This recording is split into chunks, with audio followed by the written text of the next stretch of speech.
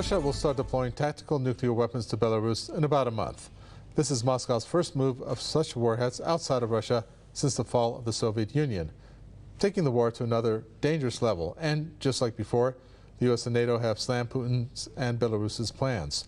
Does this mean the Russian president will actually use tactical nuclear weapons? What about Ukraine and NATO? What kind of plans do they have for retaliation?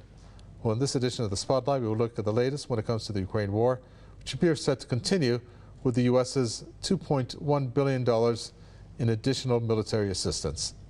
First, let me introduce our guests. Ray McGovern, former CIA analyst, joins us from Raleigh, North Carolina.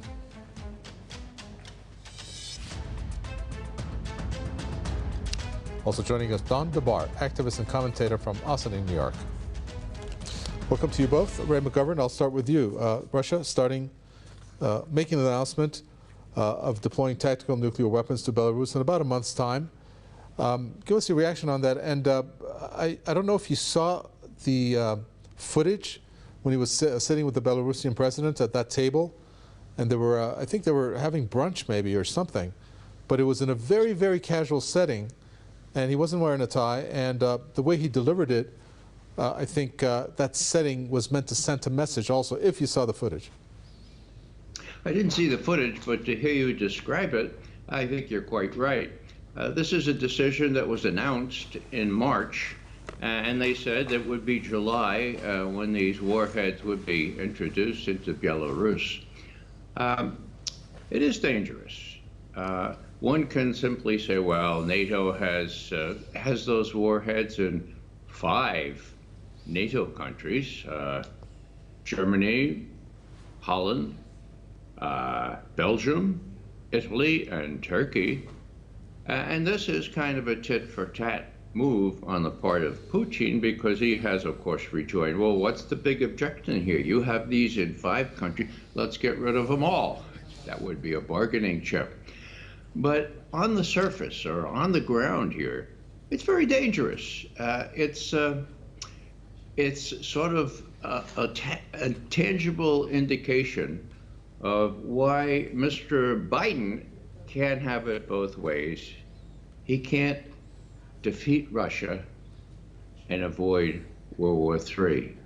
We veteran intelligence professionals have been trying to tell him that for several months here. You can't have it both ways, okay? The Russians consider Ukraine an existential threat, the way NATO has been building up there. They're not going to stop. They have the upper hand. Look at the map, for Pete's sake. And today, of course, after 4 days of this counteroffensive, the Ukrainians have lost tens of tanks. People are saying 50. 2 days ago, they're saying 100 now. These were the supercharged tanks and the supercharged military trained and equipped by NATO. It's not going well. So bottom line here is that the United States, and that's what's driving all this, has to decide whether it's going to kind of regroup and go back to the drawing board, or whether it's going to kind of say, all right, that's enough, and there are signs that they're throwing Zelensky under the bus. Really? Yeah. Mm-hmm. Okay, I'll get to you on that, but let me ask Don DeBar.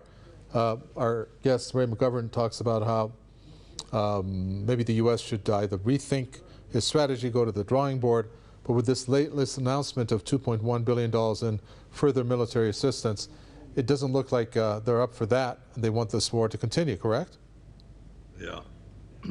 You know, just as far as the casual attire goes, I think in Sochi is where they are, right? Nobody was wearing a green T-shirt. I did catch some of that. So, did you see the footage? They're doing better than the other side.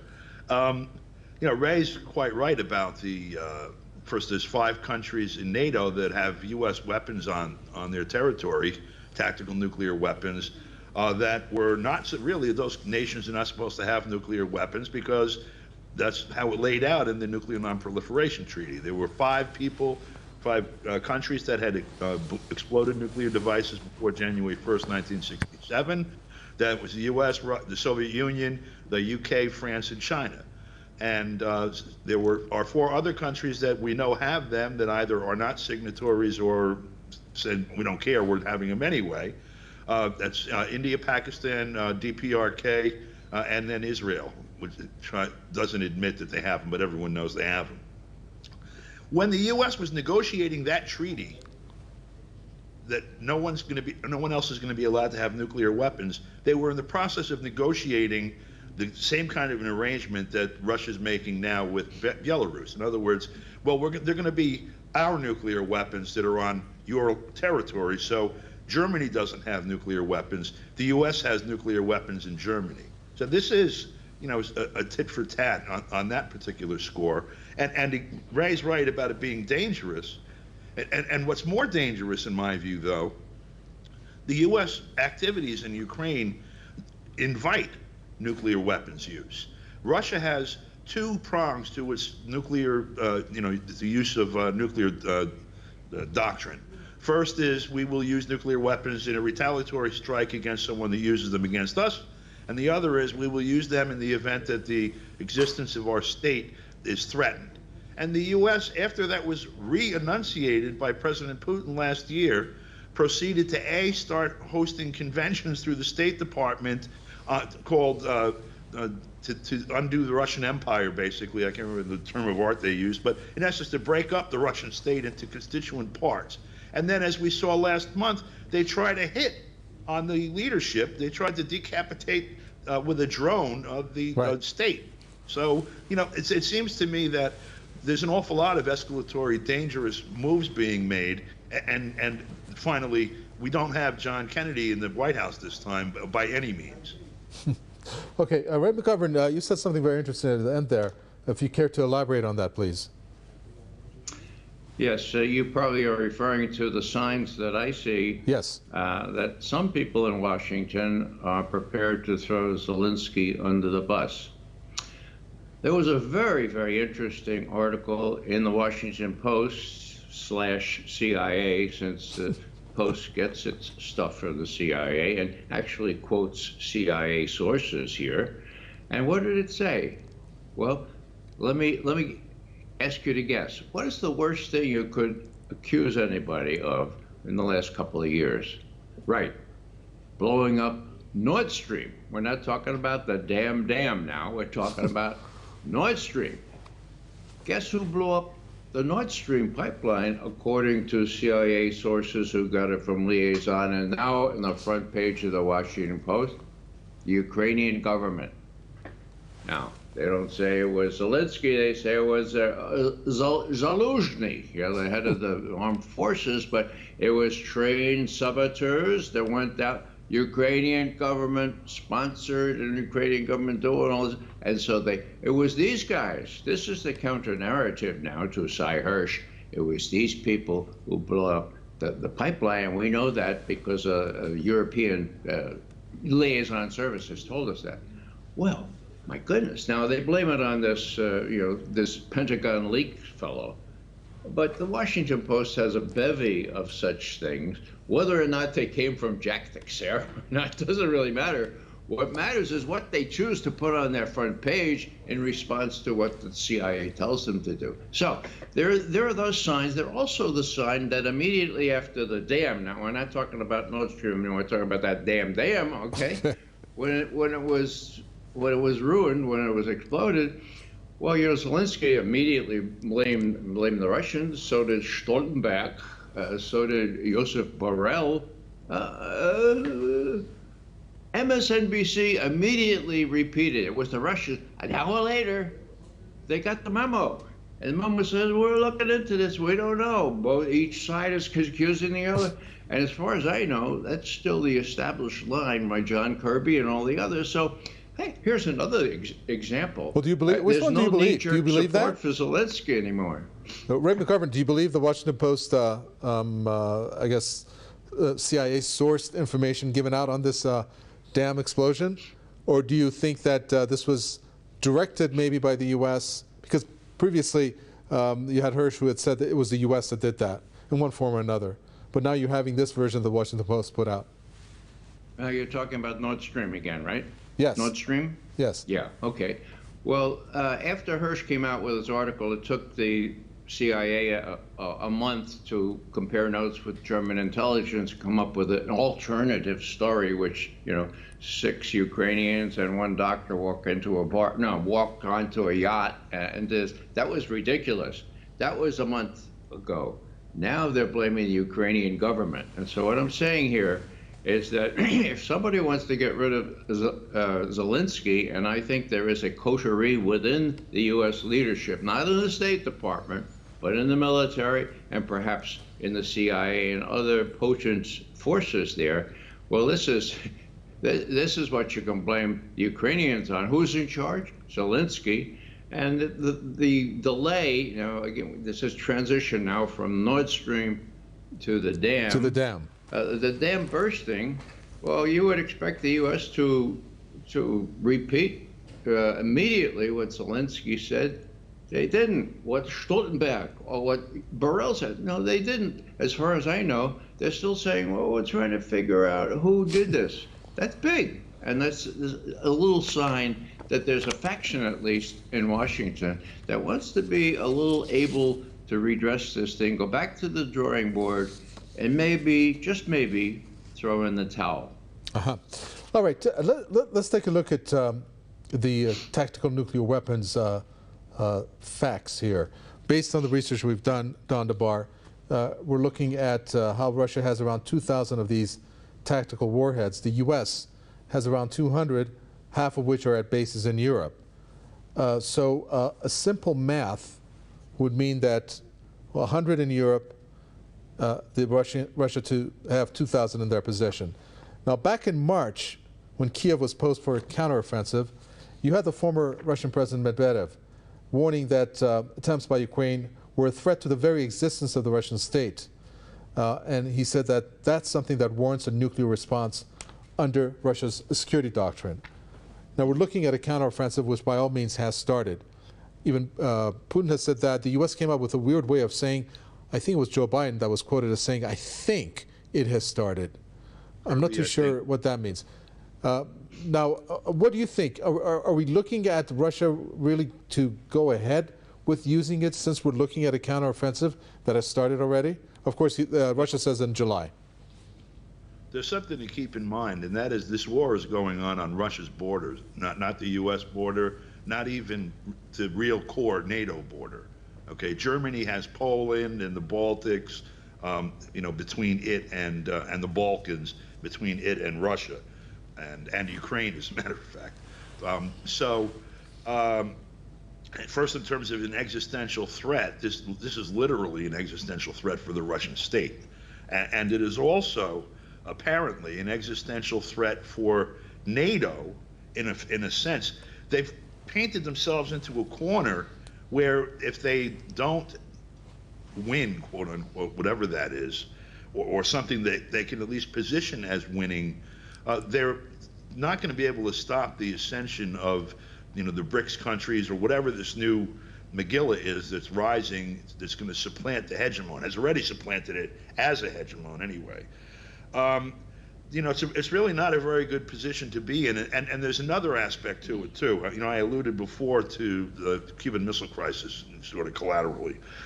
In October of 1962, according to accounts from Robert McNamara, the former Secretary of Defense, Fidel Castro, the memoirs of Nikita Khrushchev, others, and Bobby Kennedy also in 13 Days, the reason that we didn't have World War III in 1962, nuclear war, at that time, according to McNamara, was dumb luck.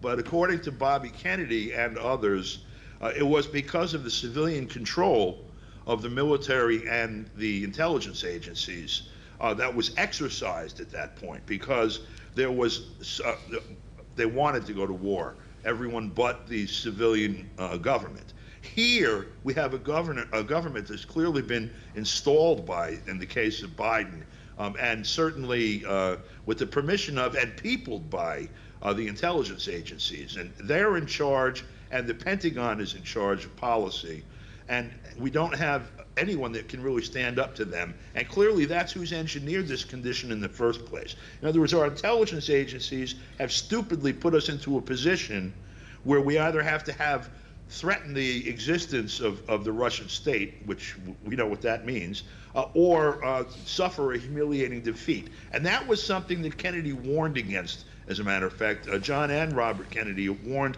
what they learned from October 1962 was never put either nuclear superpower in a position where they have to either fight nuclear war or suffer a humiliating defeat. And that's exactly the position we're in right now with, I hate to be cruel, but with a dementia patient in charge. Literally. Do you recall, Ray McGovern, when there was a recent NATO meeting that took place, and you had Jens Stoltenberg, which seems like this is his last term as the NATO Secretary General. I'm not too sure how effective of a leader he was, if he was driven by the U.S. in almost all respects. But he came out and he said that we can't give Ukraine a security guarantee. So I think what we should do is we should make sure that Ukraine gets provided with military hardware on a monthly basis, and for NATO countries to contribute to that. What do you make of that? I'm trying to figure what that means. Does that mean that they want this situation, maybe not to this intensity, to just continue, and then for them to provide Ukraine with weapons when it's needed, and for their, because we know the war really started back in 2014, didn't it? And you know, it's now 2023. Maybe this is something the U.S. and NATO in turn, or by default, wants to have continued. Well, Stoltenberg is, in some senses, a loose cannon. He'll say all kinds of things, even sometimes without checking with Washington. The way things are evolving on the ground now is very, very key. The so-called Ukrainian counteroffensive is being mauled by Russian forces. Ukrainians have sent their best people, trained, equipped by NATO, and they've been defeated these four days. So that changes everything, okay? The counteroffensive has petered out, and it will peter out. The more they do this, the more they'll lose, okay? What does that mean? That means that the U.S. generals can say, well, as they have said, we gave the Ukrainians everything they needed. We gave them 98%. That's what they say, 98% of what they needed to win, and look what they've done. So I see an opportunity out of this disaster. What are they going to do? Well, Zelensky has become a real burden, actually. He's a loose cannon, and he's demanding still more weaponry. The U.S., part of the U.S. says, okay, we'll give them $3 billion more. I think there comes a time where Congress and others say, wait a second, well, they're losing, aren't they? And we gave them 98% of what they need, and our people are our own people, our Americans, could use this money. The question will come down to the kind of funding that we needed in Vietnam, that we needed in Nicaragua, when the Congress finally says, this is a hopeless thing, this is a fool's errand, we're not going to give any more funding. And as you know, even who admitted that, I guess Borrell, the EU foreign policy expert, admitted that without any funding, Ukraine would go down the drain. I think he said in 2 weeks. Germany said it in 1 day. Okay. I think that's well. Give us a window of time, though, when you say this. Like, if Ukraine is losing that badly with this counteroffensive, which many are saying that's indeed what has happened, and some are even saying this dam explosion was a distraction, so not to show how much Ukraine may be lost. But how much of a window of time do you give that, Ray McGovern, in terms of the U.S. saying, well, we gave them 98%? Well, it really depends on the jockeying in Washington, as I see it.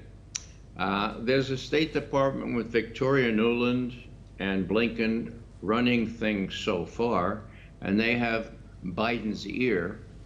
But by and by, the generals and the Joint Chiefs of Staff, the people who don't want to get involved in a nuclear exchange with Russia, are gonna have to stand up and say, well, look, you know, we gave them 98% what they asked for.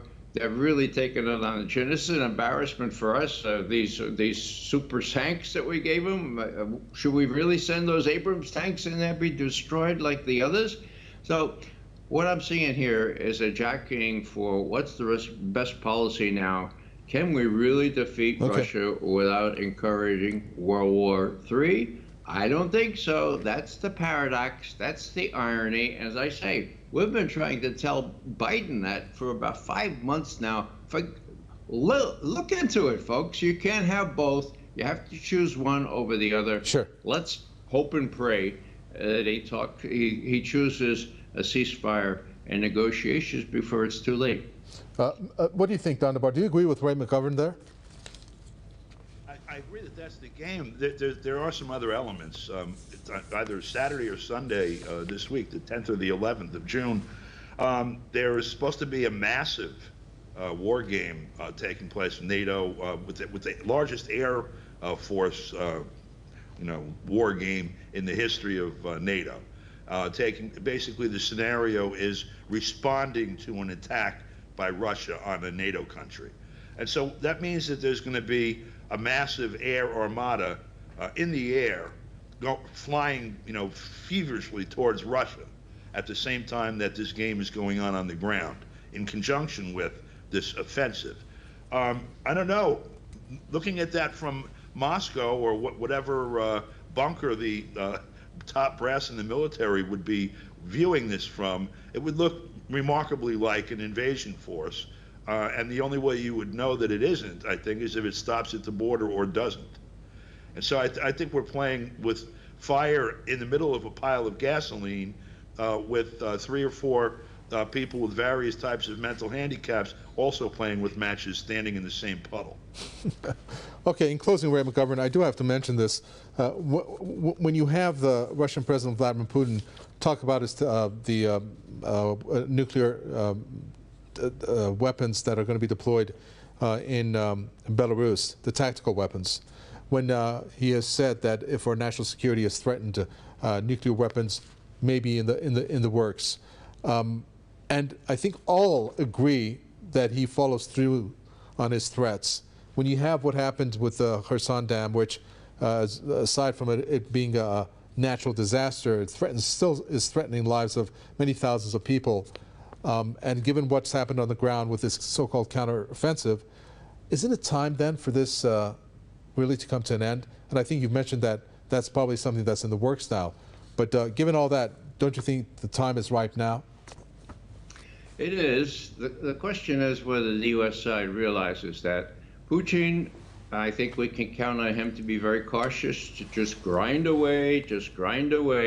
And after the counteroffensive, such as it is, the road will be clear to go all the way up to the Dnieper River, which I think the Soviet forces will do. Whether they will take Odessa, that's what Putin himself called the Yabloko Razdora, the apple of discord. Will Odessa be a place that they'll have to fight over, or could it be a way to work out things so that Odessa could remain in a truncated Ukraine, so that Ukraine would have access to the sea and therefore be a viable nation?